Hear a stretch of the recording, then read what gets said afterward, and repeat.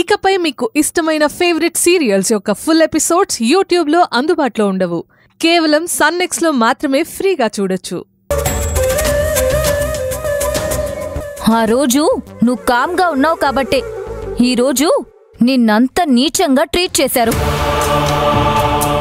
ఇప్పటికి కూడా ఇవన్నీ నేను భరిస్తాను అని నువ్వనుకుంటే నీ వైపు నుంచి నువ్వు చేసిన అతి పెద్ద తప్పవుతుంది.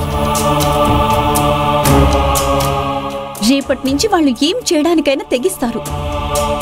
ముందసలు మహేష్ సార్ నంబర్ ఇవ్వు. మీకు అసలు విషయం అర్థం కావట్లేదు. ఇప్పుడు నేను ఈ విషయం మహేష్ సార్కి చెప్తే నా వల్ల 2 కోట్ల బిజినెస్ పోయిందని, అందుకే పనిష్మెంట్ ఇచ్చామని వాళ్ళు చెప్తారు. అప్పుడు మహేష్ సార్ కూడా ఏమీ అనలేరు, ఎలాంటి యాక్షన్ తీసుకోలేరు. నువ్వేమైనా కావాలని చేసావా? యాక్సిడెంటల్ గా అలా జరిగింది.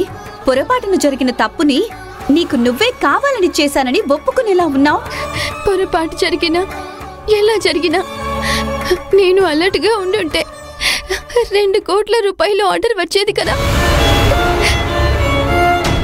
కానీ అది పోయింది నా తప్పు వల్లే.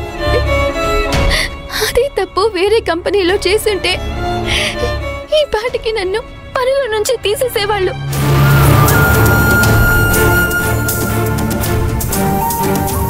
కానీ వాళ్ళు నాకు ఒక చిన్న శిక్ష వేసి నన్ను వదిలేశారు. అలాంటి వాళ్ళని ఎలా తప్పు పట్టగలం? నేను తప్పు చేసి ఇరుక్కుపోయినప్పుడే మా నాన్న వస్తారని ఎవరు ఊహించారు కదా. ఇదంతా నా తలరాత, నా దురదృష్టం.